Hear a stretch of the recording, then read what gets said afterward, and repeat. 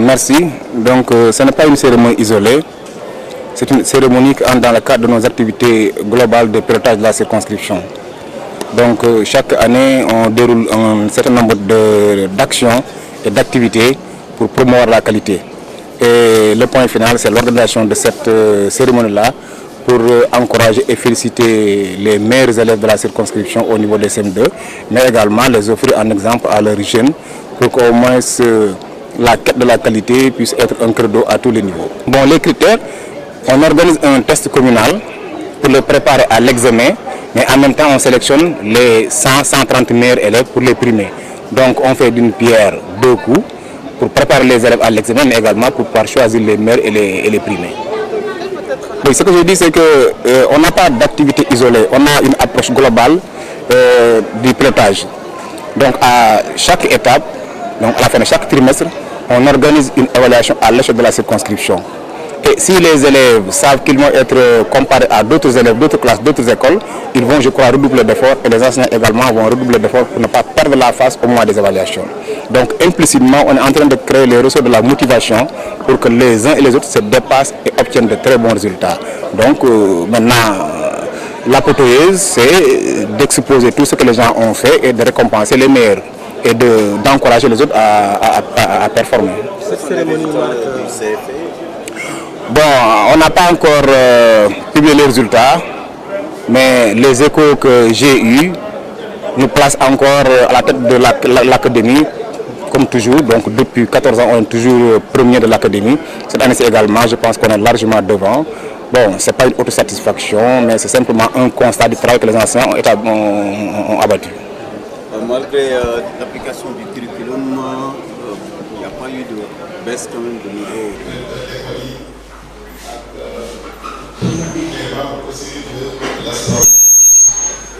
Bon, donc man damay am habitude di wax ni SECODE et ASPROMED nekkuñu ñaari entité yoo xam ni yu féewaloo la parce que avant ñu nekk SECODE d'abord nous sommes membres de l'ASPROMED et yaakaar naa ni journée bii ñu réunir aujourd'hui où on parle de qualité dans yi ñu toll dafa nekk partout dans le pays on parle de qualité ndax def nañ fi atelier ñaari fan te ci école yi ñoo ngi doon def ay plan d'action lu nu war a mën a def pour booster la qualité te journée bii journée de qualité la te loolu sama mbokk d'école yi dañu see am wàll boo xam ne bu mat sëkk la ñoom seen wàll bopp daan leen sargal gërëm leen fukk yoo xam ne tamit ñoo féete ci ginnaaw daan leen jébaane kon ñun ci suñu wàllu bopp lii pour que cérémonie bii mën a am mën a dox kon ñun ci suñu wàllu bopp am na aussi fànn boo xam ne léegi war nañ ko see doxal te comme le inspecteur di waxee école bi nu directeur de mel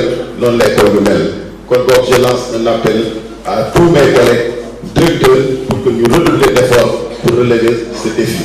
donc ñun ñëwaat ji responsabilité bi moom mii lañ ko def wax dëgg yàlla seetlu nañ ni itam moom ci lu ñu yëg ak lu ñu yëgul te li ñu yëgul sax moo ëpp li ñu yëg sëñ Talla ak ji ko war ci njaboot gi da nga xam ne bu ëllëgee suñu borom wax na ni képp ku ma dénk boo duggee ci bàmmeel ak lu ma jàppal ni da yow sëñ Talla léegi bu dee dinañ la fa jëw de jàppal ni jëw ba jëw ba dafa jëw yëpp jëw bu rafet la ñu ngi leen di sant bu baax a baax lii nag des choses depuis démb organiser le fils de forum sur l'éducation depuis juróom-benni at yi nii sunu doom yi am ak réforme bu muy nekk buy daw compenser da ngay récompenser le mérite le culte de l'excellence su ma rakk directeur d'école yi wax na ko léegi journée de la qualité la fan yi rek damaa daw sax ci séminaire laa jógee bu université bu Thiès di def sur la qualité ñu itam ñoo itam wax dëgg yàlla seen directeur bi fi nekk moom itam il est en train de révolutionner les relations entre l'université et les parents d'élèves ba fi mu ne bëri ci démb sur la LMD la woon tey jii sur la qualité de l'enseignement.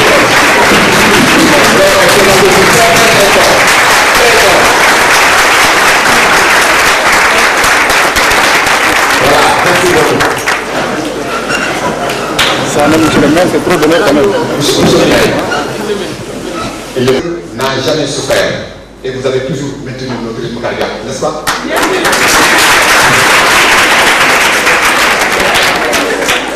Monsieur Talla Faye est une marque déposée. Il n'a jamais attisé nos peurs, il les a toujours apaisés.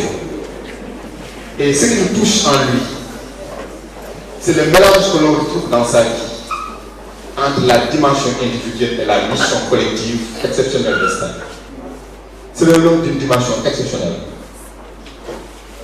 Nous, lorsque nous entrons dans notre bureau, je dis que tu es à la clinique. C'est une clinique. Mais je ne vais pas aujourd'hui faire des envolées lyriques chez l'inspecteur quand il se fait tard. Mais je suis devant vous comme Galilée devant le bûcher. Face à la longueur de la terre, ce matin, vous êtes bien. Et il est bien, n'est-ce pas, très grave? Il a compris avec Mansa Maman Diabaté que le pouvoir est un sabre à double tranchant. Quand tu le lèves plus qu'il ne faut, tu te fends le crâne. Quand tu le baisses plus que de raison, tu te coupes le jarret. Il a compris avec lui que tout bonheur, c'est beaucoup. Tout pardonner, c'est trop. Vous avez tout donné. Vous avez tout pardonné, monsieur le secrétaire. Je vous passe la parole.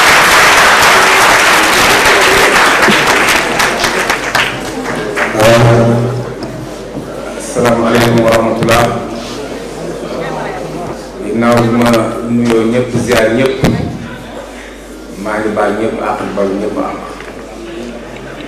di ñaan yàlla mu boole baal ñëpp.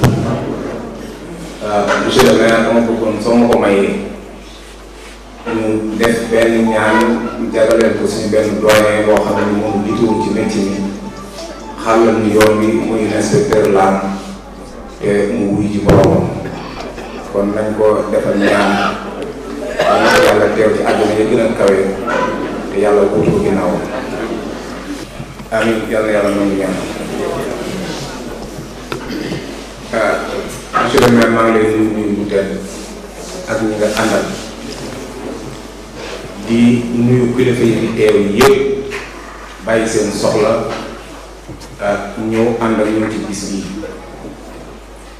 dafa bokk ci bis yi nga xam ne moom laa gën a fonk ci mbirum njàngale mi ndax dafa nekk bis boo xam ne nii kenn moomu ko kurul xale yi te xale yi ñëpp ko bokk donc ñoom bu ñu amee bis maire ñëw toog jàngalekat yi ñëw toog parents d'élèves yi ñëw toog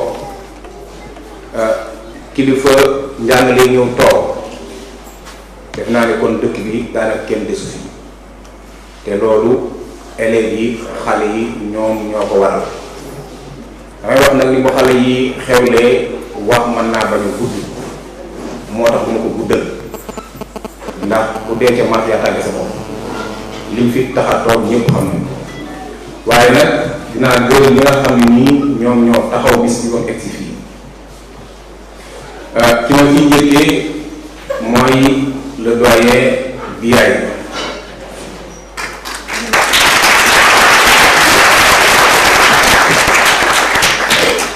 ndax ni ma ko waxee moom mi ngi fi ñëw en 99 maa ngi fàttali ñu def réunion Daniel Bourou Sentaan may exposé sama programme sur les 10 ans ba ma egsee ci distribution des prix ma ne kan moo ko bëgg a téye di ko organiser ñëpp di déglu moom mu jóg taxaw ni man jox leen ma ko xam naa ko nation bi pour construire ko pour mu renouveler wu dafay laaj xale yu toll ni yéen donc da leen di déggal seen i maire yi di déggal seen i kilifa yi seen waajur yi leen jox teg si loxo yi nga xam ne bii moom la ñuy représenté. Deuxième yóbbante bi c'est pour les parents d'élèves parce que wax ni ñoom ñoo wóoru système bi ba confier seen i élèves au système yàlla def loolu nekk suñu loxo l'association des parents d'élèves, les associations des parents d'élèves de Thiès dañu dynamique di góorgóorlu si d'abord 2 ou 3 choses. La première, c'est pacifier l'espace scolaire. Rôle bi si joué kenn mënul natt naka la toll. Il n'y a pas de conflit wala xew-xew bu am te duñ ci dugal seen loxo pour mu set. Deuxième chose, c'est les acteurs clés du système. Ndax c'est des contributions, ndax les actions de tous les jours qu'ils font. D'ailleurs, ce n'est pas pour rien que les associations de parents d'élèves de Thiès n'est un maillon essentiel dans le dispositif des associations de parents d'élèves du Sénégal. Baisser dans l'ensemble. Mais je crois qu'il y a un certain nombre de paramètres qu'il faut analyser pour pouvoir situer les causes de cette baisse-là. Je pense que c'est une problématique qui interpelle l'ensemble de la société. Et chacun devra voir qu'est-ce qui relève de son niveau pour qu'ensemble on puisse réussir cette réforme-là qui doit être réussie. L'éducation, une compétence transférée. Apparemment, la mairie de Thiès et l'IEF de Thiès-Ville font bon mélange. Comment vous l'expliquez? Non, ça c'est vrai, on s'entend, on collabore et je pense que c'est parce qu'au niveau de l'école, au niveau des enseignants, on est en train de faire du mieux que nous pouvons pour pouvoir donner de bons résultats. Et la mairie également de son côté est à l'écoute de nos problèmes. Bon, même si les moyens ne sont pas toujours disponibles, au moins qu'on sente que les gens ont une oreille attentive à nos préoccupations. Et je pense que c'est un peu ça, et le respect mutuel qui font qu'ensemble on travaille, on s'entend très bien. Et donc cette cérémonie marque la fin de l'année scolaire, et ce qui prouve que vous dirigez vers l'ouverture prochaine. Selon vous, quels sont les préalables qu'il faudrait pour accompagner l'ouverture prochaine? Moi je pense qu'il y a les tâches traditionnelles, donc de préparation des écoles, de mise en place des fournitures scolaires et de tirer les leçons de cet examen et de voir qu'est-ce qu'il faut avoir comme nouvelle approche pour pouvoir progresser sur le chemin de la qualité. Pour ce qui est des fournitures, elles sont déjà disponibles, donc dès avant la rentrée on peut les distribuer. Le reste maintenant, c'est d'attendre que les résultats soient publiés pour faire une analyse et voir qu'est-ce qu'il y a lieu de faire en termes de formation des enseignants, en termes d'information des parents d'élèves, mais également en termes d'équipement des écoles et d'équipement des élèves. Je pense que les gens sont sensibles à ces différentes dimensions et on prendra les mesures qu'il faut pour aller de l'avant. Lan la ñu mën a jàpp kon ci cérémonie bi nga xam ne mooy marqué fin wu année bi ñu doon primé ay élèves. waaw dafa nekk benn ndaje boo xam ne nii bokk na ci ñu gën a fonk ci année scolaire bi ndax kenn war la ko pour xale yi te boo nee xale yaakaar naa ne wax nga